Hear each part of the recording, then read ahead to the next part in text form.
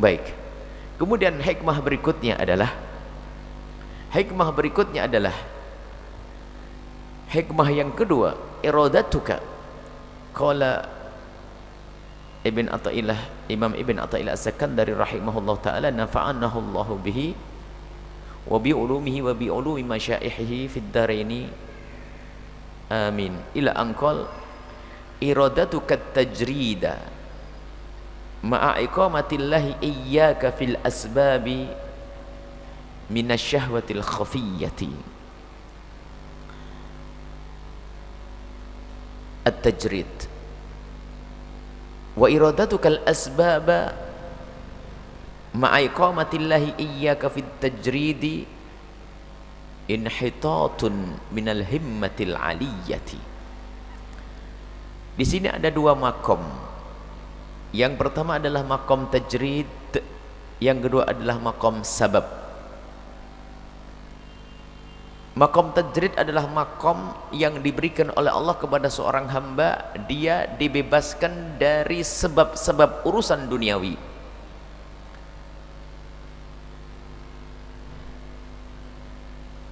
Yang kedua adalah makom orang yang memang diletakkan oleh Allah, seorang hamba tersebut di makom sebab. Artinya apa? Dia oleh Allah diberi beban kewajiban untuk ngurusi orang lain, maka dia harus mengambil urusan dunia karena dia punya urusan dengan orang lain. Dan dua-duanya adalah makom istimewa kalau orang benar. Kalau orang makomnya di makom sebab, maka dia di tempat itu maka dia mulia karena dia telah memasuki makomnya sendiri. Yang berada di makom tajrid dia pun akan mulia karena dia telah memasuki makom yang telah Allah tempatkan untuk dia, Allah berikan untuk dia. Jadi begini, iradatukat tajrid, keinginanmu untuk menjauh dari hiruk pikuk dunia, lalu kamu beribadah saja kepada Allah. Jadi nggak ngurusi dunia, saya ingin dengan Allah saja, nggak ngurusi ini, nggak mau kerja, nggak mau cari duit, saya ingin dengan Allah. Ini adalah tajrid. Kalau kamu menghendaki ibadah saja, berurusan dengan Allah saja, ma'a iqamatillahi iyyaka fil asbab, sementara Allah telah menempatkan dirimu dalam dunia sebab, dalam makom sebab. Artinya apa? Allah telah memberikan tanggung jawab kepadamu, yaitu memudahkan dirimu untuk menikah, kemudian punya anak dan seterusnya. Lah kalau sudah dimudahkan oleh Allah untuk menikah kemudian punya anak, artinya dirimu telah ditempatkan oleh Allah di makom sebab. Lah orang berada di makom sebab kok pengen masuk makom tajrid? Orang makom yang dia harus ngurusi kewajibannya, tak taunya dia masuk masjid iktikaf terus setiap hari, maka sesungguhnya dia telah bermaksiat. Maka dikatakan bahwasanya kalau ada orang ditempatkan oleh Allah di makom sebab, harus ngurusi urusan keluarganya, sanak kerabatnya. Lah kok kemudian dia ingin mengambil makom tajrid, ingin ngurusi ibadah saja, maka ketahui itu adalah hawa nafsu yang tersembunyi dibungkus dengan ibadah, gayanya ibadah. Ini adalah menggoda sekali ini. Setan melewat ini menggodanya. Misalnya ada orang senang ibadah, oh kalau dilihat sholat di masjid, iktikaf, kelihatannya baik, tapi sesungguhnya dia bermaksiat. Kenapa? Karena di rumahnya ada anak istrinya. Enggak benar seorang suami iktikaf di masjid, istrinya tidak dikasih nafkah, maksiat dia. Itu syahwat tersembunyi, itu hawa nafsu yang tersembunyi di dalam hatinya. Dakwah, ceramah kesana kemari, sebenarnya dia lari dari tanggung jawab ngurusi anak istri. Karena dirimu telah mengambil keputusan untuk menikah kemudian punya anak, maka makommu adalah makom sebab, urusi anakmu, bekerja, cari rizki.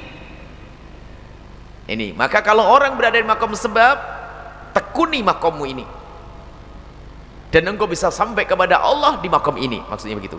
Kalau seseorang ditempatkan Allah di makom sebab, lalu dia mengambil sebab dengan benar, maka surganya tinggi dan pangkatnya tinggi dengan makom sebab. Kalau dia mengambil makom tajrid, maksiat.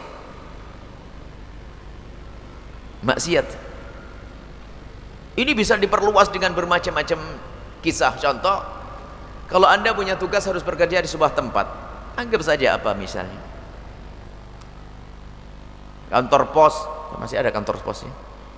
Saya masih anggap saja di kantor mana lah, orang ngantri pengen ngambil kartu apa begitu, tak taunya dia lagi asik baca Al-Quran. Alhamdulillah, maksiat. Ibadahmu ngurusi orang, bukan baca Quran. Sudah ada perjanjian dengan sebuah perusahaan atau toko, hendaknya dia pergi ke toko, kerja di situ untuk mendapatkan gaji setiap akhir bulan. Tak taunya dia apa? Asik-asik di musola baca Quran 5 juz. Maksiat. Maka kalau sudah engkau ditempatkan di makom sebab, tekuni makom sebab, maka surgamu ada di makom sebab dan pangkatmu tinggi dengan makom sebab. Jadi antara makom sebab dengan makom tajrid ini, mana yang lebih unggul?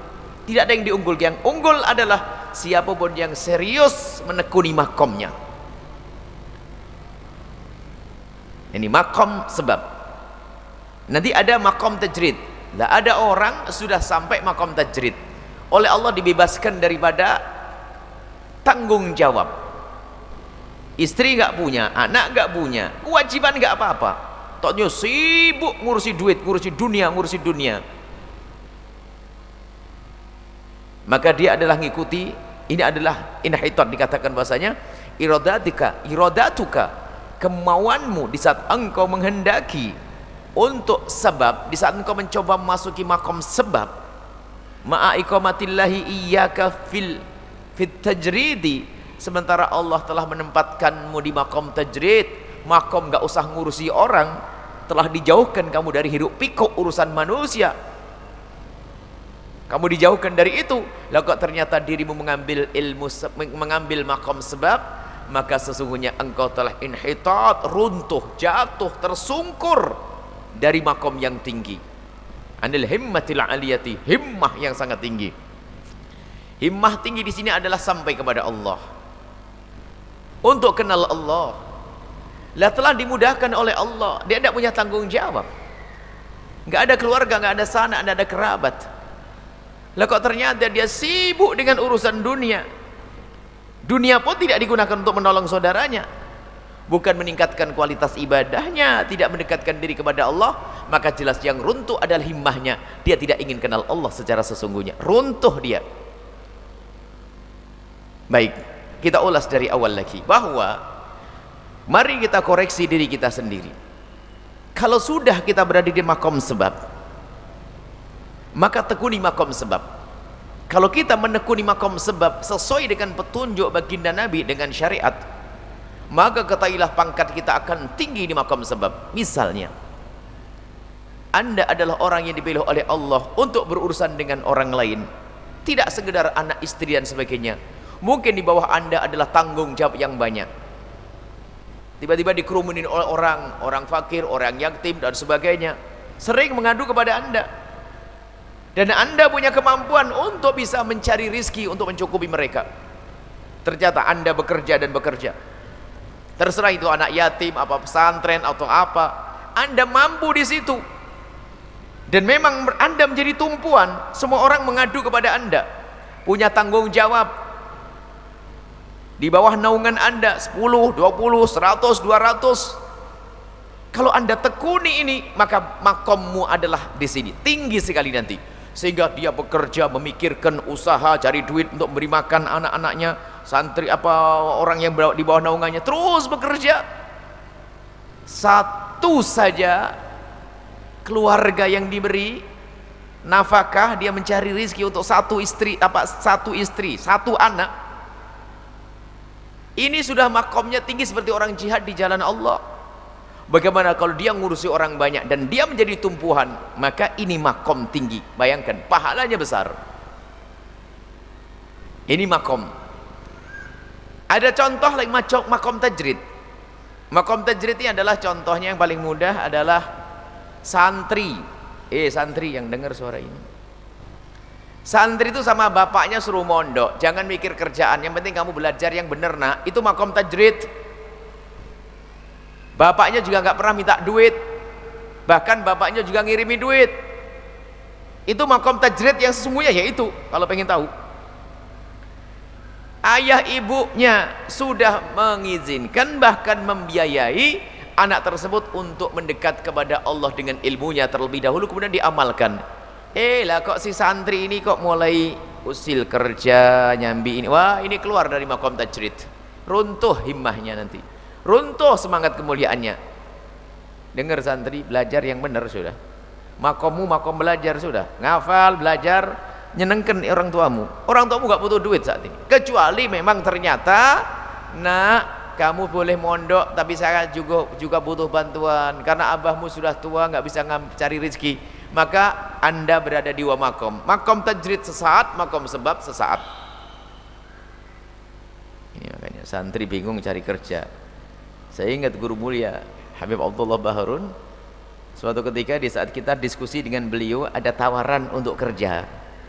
Kita lagi mondok, waktu itu lagi sekolah, kita minta pendapat dari beliau, ya Habib ini ada tawaran untuk bisnis, gimana ini, kan lumayan anak mahasiswa dapat bisnis kan bisa jadi mahasiswa kaya kan gitu. Wah, tak taunya jawaban beliau dengan sederhana, dan alhamdulillah dengan jawaban beliau lan tarbah fi tijaratika wa lan tanjah fi ilmik. Enggak ada perlunya ente ngambil itu. Kalau ente ngambil bisnis itu, ente tidak beruntung dalam usahamu, enggak dapat ilmu juga. Waduh, serem banget itu. Jadi sudah ditutup semuanya. Itu nasihat. Kalimatnya sederhana. Karena Pak, makom kita waktu itu adalah makom tajrid. Makomnya makom tajrid. Abah ibu juga tidak minta kiriman duit. Tanggung jawab belum ada. Anak juga belum ada. Mestinya belajar saja. Kalau sudah kita mulai usil dengan urusan dunia, maka keluar dari keinginan orang tuanya juga, keluar dari keinginan bapak ibunya, maka ini keluar dari makom yang sesungguhnya, keluar dari makom tajrid. Kalau sudah keluar dari makom tajrid, maka himmahnya bukan Allah lagi yang dicari nanti. Akhirnya bisa berubah perlahan. Makanya hati-hati para santri, selagi engkau masih dicukupi, mikirlah untuk menuntut ilmu yang sesungguhnya. Yang dikhawatirkan Ibn Athaillah adalah kita itu mengikuti hawa nafsu.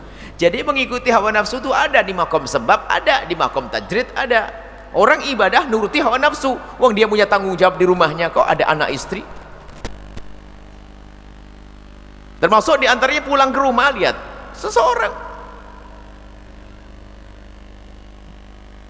keluar, kalau sudah ambil keputusan menikah, punya istri, lalu punya anak, berarti dia punya tanggung jawab memberi nafkah. Tidak sampai di situ saja. Istrimu itu manusia, bukan patung. Pulang dari kerja atau pulang dari dakwah, ini sama-samanya bisa, dua-duanya bisa masuk hawa nafsu. Pulang dari kerja, mendengar ceramah, salah paham. Kalau pulang dari kerja, saya harus dengan Allah. Waduh. Pulang ke rumah hanya salam basa-basi kepada keluarga, assalamualaikum, waalaikumsalam, langsung masuk musola, langsung baca Quran. Istrinya nunggu mulai tadi tidak pernah disapa, nggak ada senyum untuknya. Anak yang nunggu ngajak main pun sudah nggak berani sama abahnya. Karena apa? Abah kalau di rumah sudah ibadah, kalau kerja. Nggak begitu. Urusanmu dengan manusia. Senangkan istrimu, senangkan anakmu, itu makommu. Karena kita sudah punya anak istri, dia manusia. Nah ini, yang dakwah pun juga demikian. Dakwah, ibadah, puasa dengan hawa nafsu, sehingga sampai begitu indahnya yang diajarkan oleh baginda Nabi SAW. Misalnya kalau kita puasa sunnah hanya untuk menyenangkan orang, di saat kita ingin makan bareng dengan mereka, batalin puasa sunnahmu. Apalagi jika itu ibundamu puasa sunnah, ibundanya datang jauh-jauh pengen makan bareng, tak taunya bilang, mohon maaf Umi, saya puasa. Batalin. Salat sunnah dengan Allah, kalau dipanggil ibundanya boleh dibatalkan, padahal kita menghadap kepada Allah urusan manusia. Karena apa? Dirimu saat ini urusan dengan manusia, Berbeda jika dirimu hidup di tengah hutan belantara, nggak ada anak, nggak ada istri, mau bebas-bebas suka hati, nggak senyum kok nggak apa-apa, sama monyet, sama kucing, sama harimau nggak usah senyum nggak apa-apa. Tapi dirimu hidup dengan orang, dengan manusia. Jadi rata-rata kita saat ini adalah di makom sebab. Saat ini yang menikah makom sebab. Cuman kadang kita diberi kesempatan untuk sesaat merasakan makom tajrid, yaitu di saat longgar. Maka pandai-pandailah kita memahami makom kita. Kalau makom sebab sudah kita penuhi, kemudian setelah itu kok kosong, berarti anda sudah dikiring oleh Allah untuk masuk ke makom tajrid. Hari ini kita masuk makom tajrid sesaat. Yang kerja keras mulai pagi sampai sore, sehari bisa ngaji, bersyukur anda benar makom tajrid. Tapi hati-hati yang ikuti hawa nafsu, tobat. Kalau saat ini anda punya tanggung jawab, ibunya sakit minta ditemani kok masih ngaji di sini, anda maksiat, cepat pulang sekarang. Istrinya ketakutan di rumah malah ngaji di sini, jangan, temani istrimu. Kalau memang bebas, istrinya tidak perlu ditemani, atau istrinya ikut ngaji, ibunya sehat, bapaknya sehat, anaknya aman, anda masuk makom tajrid saat ini. Sama yang solehah ini, kalau anda datang ke sini sambil melanggar suami, itu makom dosa. Biarpun ngaji itu hawa nafsu. Makom itu makom sebab, mestinya menghibur suami yang lagi pulang kerja jauh-jauh. Tak taunya, Pak, mohon maaf bang, mau ngaji dulu, ntar dulu ngajinya. Diajak suaminya datang ke sini. Jadi makommu makom sebab. Ini hati-hati. Kita harus betul-betul koreksi. Tidak usah melihat makomnya orang lain, semua tahu makomnya sendiri-sendiri. Jadi bagaimana kita bisa memasuki makom itu harus paham betul. Jika dirimu masih urusan dengan manusia, sempurnakan urusanmu dengan manusia, karena ibadahmu adalah dengan itu. Terlebih ini adalah tentunya hal-hal yang wajib harus dahulukan. Sholat 5 waktu, ya jangan gara-gara ngurusi orang lalu tidak sholat. Jadi begitu pentingnya keseimbangan ini. Bahkan mungkin sholat perlu ditunda sedikit karena ngurusi orang. Bayangkan, orang mau sholat Jumat, wajib bagi saya sholat Jumat. Tak taunya tetangganya kebakaran rumah, oh mohon maaf saya sholat Jumat dulu. Nggak bener ini, karena kamu hidup bertetangga dengan manusia. Di saat dia butuh bantuan, bantu dulu. Mau sholat Jumat, nggak bener. Ini sadari makommu. Makom kita rata-rata ini adalah makom sebab. Ayo tekuni makom sebab yang serius. Maka di situ adalah bab urusan baik, urusan dengan manusia yang baik, hablum minan nas, yang baik dengan manusia, dengan anak, istri dan sebagainya. Maka mencari nafkah yang halal, yang benar. Nah, bagaimana kita tahu bahwasanya kita sudah berada di makom kita yang sesungguhnya? Bagaimana kita tahu kalau kita sudah benar-benar di makom kita yang sesungguhnya? Maka ini, kalau pengen tahu bahwasanya diri kita sudah berada di makom yang sesungguhnya adalah, lihat, di dalam kita masuki makom tersebut tidak ada pelanggaran syariat. Tidak ada dosa yang kita lakukan di saat masuki makom tersebut. Kalau kita masuki makom tersebut melanggar syariat, maksiat, pasti itu bohong, bukan makommu. Salah kita masuki makom tersebut. Itu tadi contoh. Orang mau melakukan ibadah, ingin jadi ahli ibadah, mau sholat ke masjid dan seterusnya, tapi di situ nyakiti orang. Dia itikaf di masjid, ternyata istrinya ketakutan di rumah, bermaksiat dia. Atau yang dia mengambil makom sebab, ingin memberi nafkah anak istrinya, tapi caranya haram, salah mengambil makomnya dia. Jadi agar kita benar, maka yang menentukan, sadari kamu di mana makommu. Setelah itu, kalau benar-benar kita sudah tahu makom kita seharusnya di makom sebab, maka tekuni makommu, maka engkau akan sampai kepada Allah. Nah ini, menekuni makom ini adalah kita menjalankan sesuai dengan makom kita, dengan tidak melanggar syariat Nabi Muhammad SAW. Jadi ukuran adalah syariat. Sehingga inilah kita menjadi budak Allah, bukan budaknya manusia. Kita bukan budaknya manusia, tapi budaknya Allah. Mengabdi kepada manusia karena Allah, karena kita budaknya Allah. Nah ini, kalau sudah pengabdian kita kepada manusia dengan cara yang salah, sampai kita misalnya lihat alasannya mencari nafkah, oh luar biasa. Tak taunya apa? Dengan cara yang haram, sampai tidak sholat duhur, sampai melepas membuka auratnya. Ini adalah makom sebab yang salah. Dah tapi susah, nggak ada lagi pekerjaan ini. Hei, tugas kita adalah bukan mengorbankan akhirat untuk dunia, tapi yang kita korbankan dunia untuk akhirat. Kita harus paham makna ini yang lain lagi. Jadi jangan sampai kita hanya mengejar urusan dunia, alasannya apa? Saya harus mengambil ini. Tapi sholatmu di mana? Kerudungmu ada di mana? Tapi kalau tidak begini saya nggak dapat. Berarti ketukar. Engkau mengorbankan akhirat untuk dunia, bukan itu tujuanmu. Korbankan duniamu untuk akhirat, bukan mengorbankan akhirat untuk dunia. Jadi mengorbankan dunia untuk akhirat itu yang benar, bukan mengorbankan akhirat untuk dunia. Nah semua dari kita hendaknya waspada. Yang jadi ustadz, yang sering dakwah ke sana kemari, yang suka ikut majelis taklim sama ustadz-ustadz keliling sana kemari, yang ikut majelis zikir keliling kemari, itu benar karena Allah atau hanya karena ngikuti hawa nafsu, karena malas saja untuk cari nafkah, atau bagaimana? Nah ini jangan-jangan seperti itu. Jangan-jangan hawa nafsu dia dalam beribadah, tersembunyi hawa nafsu.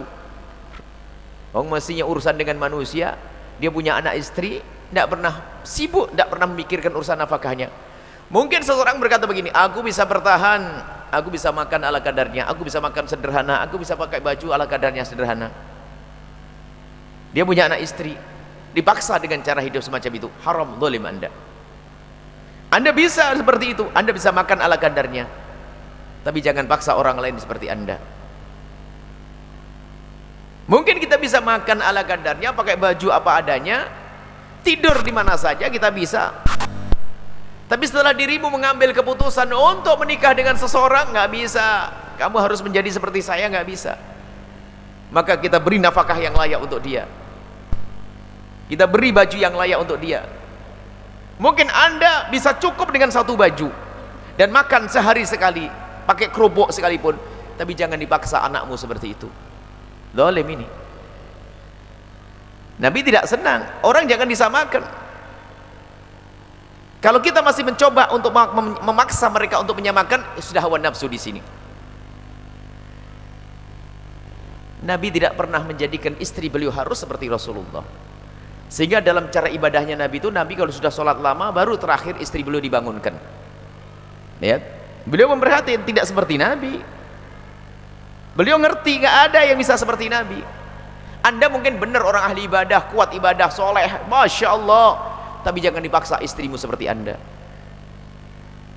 Sini, kadang kita sering hawa nafsu di dalam mengajak kepada kebaikan, hawa nafsu. Kalau sudah kita mengajak kepada kebaikan hawa nafsu, maka ini kita sudah salah makom. Mengajak orang dengan benar, kita seolah-olah menuju kepada Allah dengan ibadah, tapi ibadahnya kita ditumpangi oleh hawa nafsu. Ini berbahaya sekali. Baik, kembalilah kepada rumah Anda. Jika Anda harus bekerja karena Anda punya anak istri, jadikan pekerjaan Anda penghantar Anda menuju surga Allah. Pastikan kerjaan Anda adalah halal. Dan di saat Anda mencari rizki, pastikan Anda tidak melanggar Allah. Sholat 5 waktu terpenuhi, rizkinya halal. Dan berjanjilah jika punya kesempatan untuk menjadi orang yang di maqam tajrid, segera masuk di maqam tajrid. Artinya di saat ada kelonggaran untuk mendekatkan diri kepada Allah, langsung masuki. Karena aslinya kita itu ya untuk itu, untuk dengan Allah. Maka pandai-pandailah kita mencuri waktu untuk dengan Allah Subhanahu wa taala.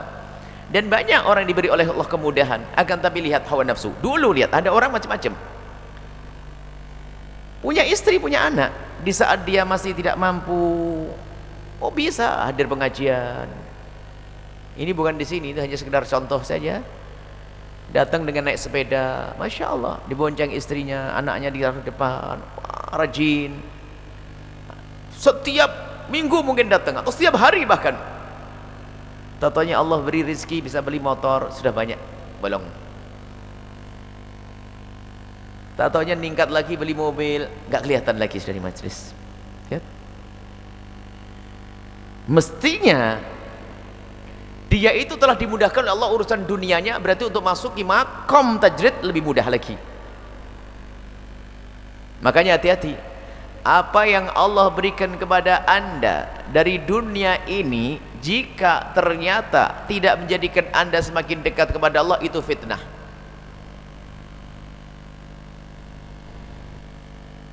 Masih bujang, masya Allah, hadir barisan paling pertama nih. Contoh ini, bukan ini, jangan hati. Contoh ini, wah masya Allah rajin. Giliran menikah sudah hilang, nggak kelihatan lagi. Ini berarti pernikahan bisa jadi fitnah itu. Kecuali memang di hari itu saya tidak bisa karena saya harus ngurusi orang, berarti makomnya makom sebab tadi. Ada kesempatan.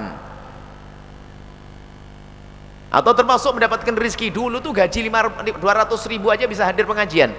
Gara-gara gaji 1 juta malah nggak bisa. Ini keluar dari makom yang sesungguhnya. Coba, wong gajinya kecil bisa ngaji, gaji gede malah nggak bisa ngaji. Ini kan nggak bener malahan. Coba, gaji kecil yang diurusi juga itu, istrinya juga itu.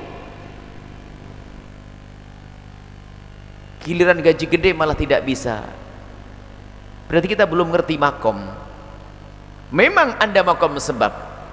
Tapi jika makom sebabmu sudah terpenuhi, segeralah berlari ke makom tajrid.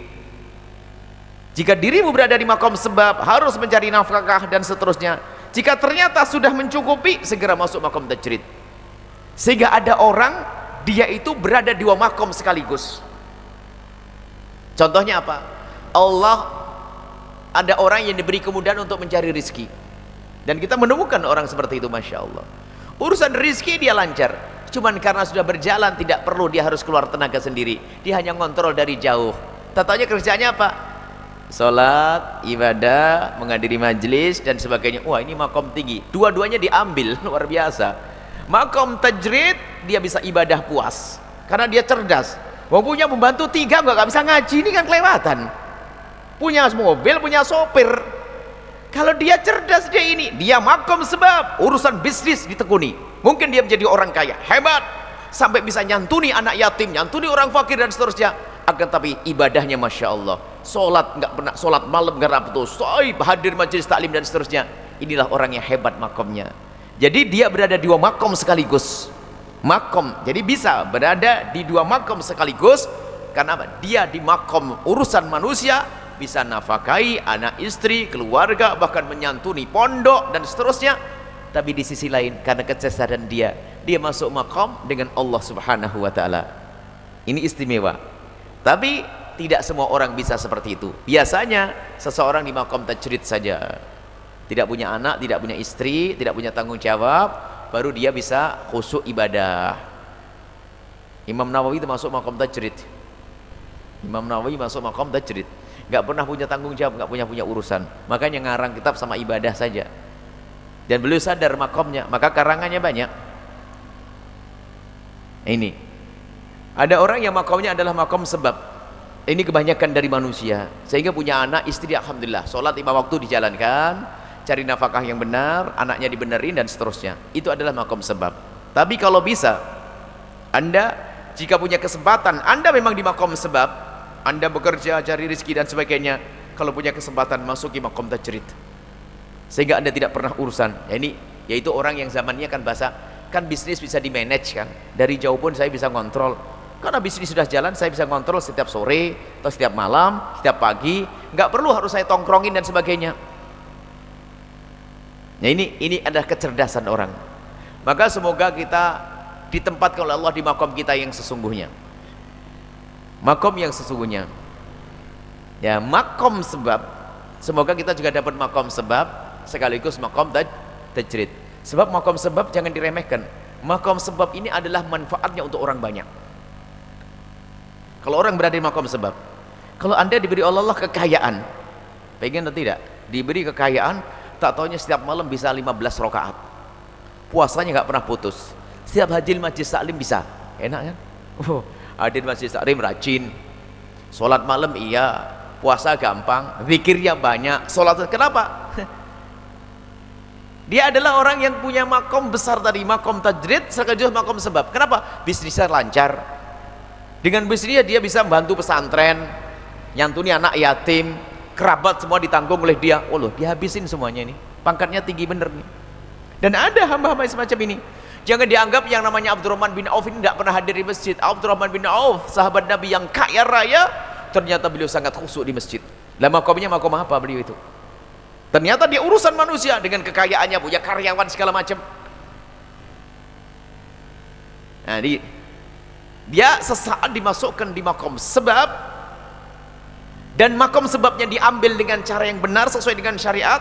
Saya harus bekerja dengan yang halal, benar, bersih, dan setelah itu hasilnya akan aku berikan pada ini. Saya ingin masuk surga tinggi melalui usahaku ini, biar diangkat oleh Allah.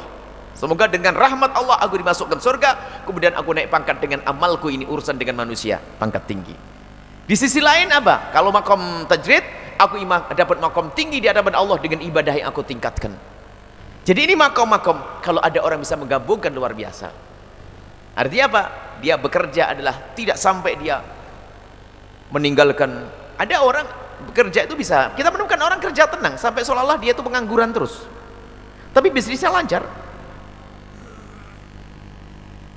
Ada, kalau usaha zaman dulu itu aman, kayak bertani dan sebagainya itu kan, setelah ditanam capeknya waktu nanam saja. Setelah itu bisa duduk, bisa digubuk sambil nunggu burung, bisa sholat banyak. Itu orang cerdas. Yang nggak cerdas hanya dilihati tok begini, burungnya dilihati, nggak ada zikir, nggak ada itu.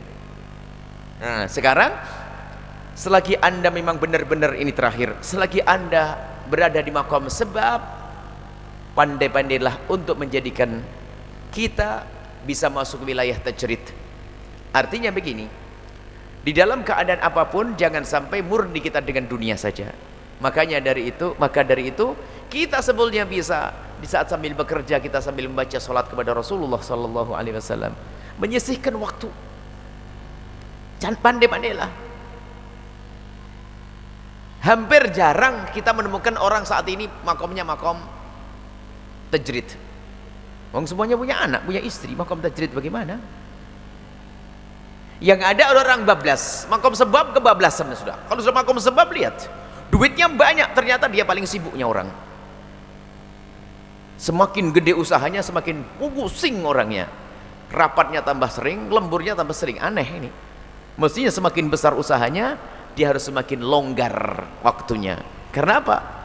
Semuanya sudah dimudahkan oleh Allah Subhanahu wa taala. Maka sadari diri anda, barangkali anda saat ini yang dengar suara ini, dan semoga itu adalah anda, barangkali anda adalah orang yang ditempatkan Allah di makom sebab, lalu anda bisa berbuat besar manfaat untuk umat, sekaligus Allah memberikan kesempatan kepada anda untuk masuk ke makom tajrid, sehingga apa? Sholat malam anda tidak pernah putus, zikir anda banyak, puasa Masya Allah, menghadiri majelis muda, maka ini makom yang sangat tinggi di hadapan Allah Subhanahu wa ta'ala. Berada di makom sebab, akan tapi sekaligus dia ngambil makom tajrid, dia dengan Allah. Jadi dunia ini betul-betul tidak akan mengganggu urusannya dengan Allah Subhanahu wa ta'ala, tidak mengurangi ibadahnya, bahkan ngalang-ngalai, mengalahkan orang yang tidak punya kerjaan. Padahal dia punya kerjaan, cuman karena dimudahkan oleh Allah, kerjaannya pun tidak harus dilakukan oleh dirinya sendiri, bisa diwakilkan dengan yang lainnya, sementara dia bisa dengan Allah Subhanahu wa ta'ala. Ini saja yang bisa kami hadirkan. Semoga semua bisa koreksi diri kita masing-masing. Jangan kecil hati di saat anda harus bekerja. Anda bekerja itu seperti orang jihad di jalan Allah. Anda jadi kuli misalnya, kuli itu hanya pekerjaan di dunia namanya kuli, tapi hakikatnya itu pengampunan dari Allah kalau anda faham. Allah, Nabi Muhammad sudah bersabda, man amsakalan min amali yadihi amsa maghfuran lah. Kalau anda seorang kuli kasar yang paling berat sekalipun, kemudian di sore harinya anda merasakan penatnya kerja sehari, lalu anda merasakan itu penat di sore hari, maka rasa penat itu menjadi Anda diampuni oleh Allah. Kan enak. Dan kerja Anda dinilai ibadah oleh Allah. Anda jangan meremehkan yang kerja, yang memang saat ini masih disempitkan urusan rizkinya, pasrahlah kepada Allah. Yang penting jangan ditinggalkan sholat 5 waktu, jaga mata, jaga telinga, jaga dari keharaman. Maka ketahuilah Anda bekerja itu seperti orang jihad di jalan Allah.